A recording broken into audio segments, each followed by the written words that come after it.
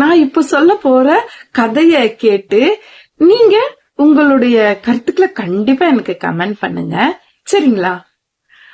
ஒரு பொண்ணு ஓகேவா, அவங்க அம்மாக்கு கால் பண்றா. ஹலோ அம்மா, நான் வீட்டுக்கு வரேன் அப்படின்னு சொல்றா. உங்ககிட்ட பேசணும் அப்படின்ற. அம்மாக்கு ரொம்ப சந்தோஷமாயிருச்சு. வாடம்மா வாடம்மா அப்படின்னு சொல்லிட்டு போனை வச்சிடுறாங்க. உடனே அவங்க மருமகளை கூப்பிட்டு சொல்றாங்க, மாமா என்னுடைய மகள் வரலாம் அப்படின்னா மருமகளுக்கும் ரொம்ப சந்தோஷம். அப்படிங்களா மாமி, வரட்டும் அப்படின்னு சொல்லிட்டு, சரி அவங்களுக்கு என்னென்ன பிடிக்கும்னு சொல்லுங்க, நான் சமைக்கிறேன் அப்படின்னு சொன்னாங்க. அவங்க இது பிடிக்கும் அது பிடிக்கும்னு சொன்னோம்னா அதெல்லாம் நல்லா சமைச்சு அண்ணி ரொம்ப பாசமா வச்சுக்கிட்டு வெயிட் பண்ணிட்டு இருக்காங்க. அந்த பொண்ணு வர்றாங்க. வந்தோன்னு வாங்க வாங்க அப்படின்னு சொல்லிட்டு போயிட்டு அந்த அண்ணி கூப்பிடுறாங்க. இருங்க நீ அப்படின்னு சொல்லிட்டு, அம்மா எங்க அப்படின்னு கேக்குறா. அதுக்கு இருந்து, வாங்க உங்களுக்கு பிடிச்சதுலாம் நான் சமைச்சு வச்சிருக்கேன், மாமி இங்கதான் இருக்காங்க, நீங்க சாப்பிட்டுட்டு போய் நல்லா பேசுங்க அப்படின்னு சொல்றாங்க. அவங்க நான் சாப்பிடவா வந்தேன் அப்படின்னு சொல்லிட்டு உள்ள போயிடுறா. அந்த பொண்ணு போயிட்டு அவங்க அம்மா கிட்ட பேச ஆரம்பிக்கிறா. வாமா வாமா அப்படின்னு, அம்மா நான் வேற விஷயமா பேச வந்தம்மா அப்படின்னு சொல்றேன். என்னடாமா, என்ன சொல்லி ஏதாவது ப்ராப்ளமா என்னம்மா அப்படின்னு கேக்குறாங்க. ஆமாம்மா, எனக்கு உங்க சொத்துல எனக்கு பங்கு கொடுங்கம்மா அப்படின்னு கேக்குறா. அப்படியாடா, என்னடா சொத்துல பங்கு கேக்குற அப்படின்னு அவங்க கேக்குறாங்க. அப்ப சொல்றாங்க, நானும் அண்ணா 2 பேர் இருக்கோம் இல்லையா, அண்ணாக்கே எல்லாமே நீங்க கொடுத்துருவீங்களா, எனக்கு ஒண்ணுமே கொடுக்க மாட்டீங்களா, நானும் இந்த வீட்டு பொண்ணு தானே அப்படின்னு சொல்லி அந்த பொண்ணு கேக்குறா. அதுக்கு அவங்க அம்மா இருந்துட்டு சொல்றாங்க, எதுக்குமா, முன்னதான் நாங்க கல்யாணம் பண்ணி கொடுத்துட்டோம் இல்லையா, உன் வீடு அந்த வீடுதான், அந்த வீட்டுலதான் நீ போய் பங்கு கேட்கணும், இங்க எதுக்கு நீ பங்கு கேக்குற அப்படின்னு சொல்லி சொல்றாங்க. அப்போ நான் எனக்கு கல்யாணம் பண்ணி கொடுத்துட்டா எனக்கும் இந்த வீட்டுக்கும் ஒன்னும் சம்பந்தம் இல்லையா அப்படின்னு அந்த பொண்ணு கேக்குறா.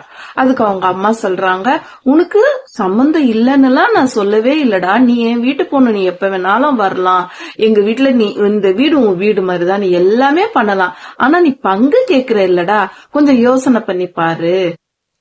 அன்னைக்கு அந்த கொஞ்ச நாளுக்கு முன்ன அவங்க சொல்றாங்க, அப்பாக்கு உடம்பு சரியில்லாம போச்சு, அப்போ எனக்கு கொஞ்சம் பணம் தேவைப்பட்டுச்சு, அப்ப நான் உங்ககிட்ட கேட்டேன்லமா, ஞாபகம் பண்ணி பாரு, அப்ப நீ என்ன சொன்ன, நீங்க நான் எனக்கு கல்யாணம் பண்ணி கொடுத்துட்டீங்கல்லம்மா, உங்களை அண்ணன் தானே பாத்துக்கணும், அப்ப அண்ணன் தான் எல்லா செலவும் பண்ணணும்னு சொன்ன இல்லையாடாமா, அப்போ எங்களுக்கு செலவு பண்றதுக்கு எல்லாம் அண்ணன் வேணும், பங்குக்கு மட்டும் நீ வேணுமா அப்படின்னு அவங்க அம்மா கேக்குறாங்க.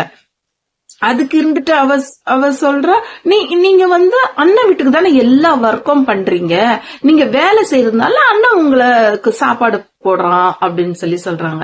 அதுக்கு அவங்க அம்மா சொல்றாங்க, நானே உடம்பு சரியில்லை, உங்க அப்பாவுக்கு உடம்பு சரியில்லை, எங்களுக்கு வைத்தியம் பார்க்கணும், எங்களுக்கு சாப்பாடு எல்லாம் செய்யணும், மாத்திரை எல்லாம் வாங்கி கொடுக்கணும், எல்லாமே பாத்துக்கிறாங்கல்லமா அவங்க அப்படின்னு சொல்லிட்டு கொஞ்சம் பேச்சுல பேசுறாங்க.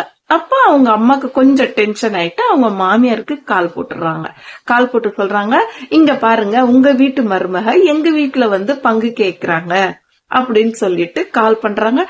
அவங்க மாமியார் இல்லங்க சம்தி நாங்க சொல்லி நாங்க கூப்பிட்டுக்கிறோம் அப்படின்னு சொல்லி அவங்க மாமியார சொல்லிடுறாங்க. அப்ப இந்த பொண்ணுக்கு இன்னும் கோவம் வந்துருது.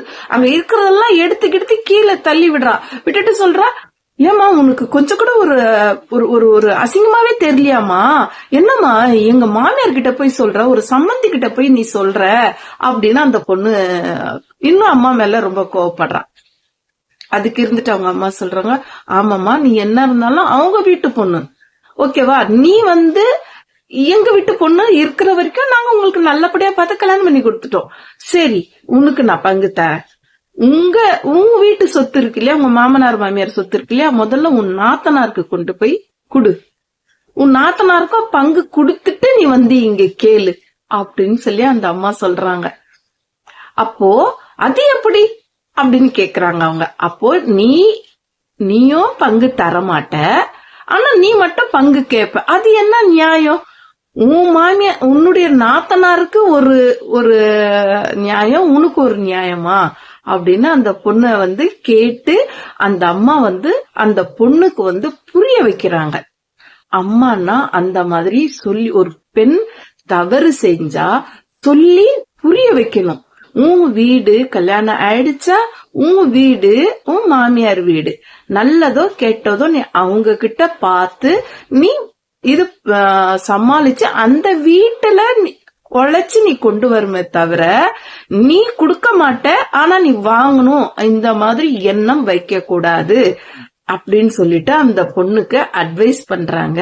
அந்த அம்மா செஞ்சது சரியா தப்பா, இதுல என்ன கரெக்டா இருக்கு, என்ன தவறா இருக்கு, எது ரைட்டு எது ராங் அப்படின்னு கண்டிப்பா கமெண்ட் பண்ணுங்க. உங்க ஒவ்வொரு கமெண்ட், உங்க ஒரு ஷேர் தான் எனக்கு ரொம்ப முக்கியம்.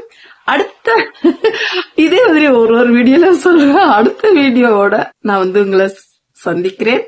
அல்லாஹ் ஹாஃபிஸ்.